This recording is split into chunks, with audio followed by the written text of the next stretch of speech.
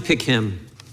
Well, I've said at the time I appointed Mr. Smith, I explained he was independent. He was a longtime career prosecutor But there are probably other people who you would describe as independent, long-time career prosecutor. Why did you pick, this is probably the most high-profile special counsel investigation, maybe in American history. You're going to be investigating a former president, a candidate for president, and leading in all the polls, and you pick Jack Smith, most important selection maybe ever made from Attorney General when you come to a special counsel. I just want to know why you could have picked former AGs, deputy AGs, U.S. attorneys. You got all kinds of lawyers in this town, but you picked Jack Smith. All the people you just mentioned would be political appointees. I appointed somebody who was not a political appointee, somebody who was independent, nonpartisan, with a record of career experience as a prosecutor. That seemed to me the perfect resume for making that kind of. He was a guy, worked, had to bring him back from Europe. He worked at the ICC, worked at the World Court. He was the best pick for the most high-profile investigation ever. He was independent, he was nonpartisan, he had never held a political office, he was never appointed in a political office. Was he your first choice? He had a long career as a career prosecutor. Was he your first choice? I'm not going to go into the questions. Did you know him before you picked him? I did not. You never worked with him? I did not. Did you meet with him prior to announcing his selection and tell him what was going on? Of course I did. What happened in that meeting? I met with him. I asked him if he would be willing to do this. We talked about my understandings of the role of this office, which are on the public record. That's all. Did he ask for the job?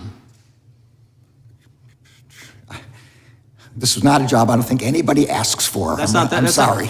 No, but that's not the question I asked you. I said, did Jack Smith ask for the job? He did not ask me for the job, no.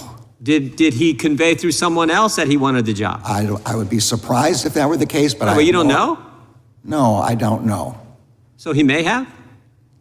I can only tell you what I know. I chose him because he had a record of impartial career experience as a prosecutor. That's why he was chosen. Was it impartial when he went after Governor McDonnell? He was a member of the... He was after Governor McDonnell. That case gets appealed to the Supreme Court. The Supreme Court unanimously said it was wrong and overturns the conviction? He was in the public integrity section of the Justice Department, a career position. They made the decisions they thought were warranted, and we respect the decision of the Supreme Court. Did the fact that he was interested in going after the very people who were targeted by the IRS about a decade ago, did that have any influence on your selection? Okay, let's put up this slide here. This is from Jack Smith to some other folks in the Justice Department, and it says, could we ever charge a conspiracy to violate laws of the U.S. for misuse of such nonprofits to get around existing campaign finance laws? Jack Smith was looking to prosecute the very people who were targeted by the Obama IRS.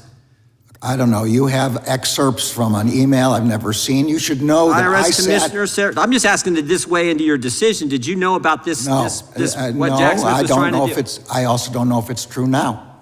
IRS Commissioner Sarah Ingram oversees this from Jack Smith himself. Let's discuss tomorrow, but maybe we should try to set up a meeting this week. And here's the response.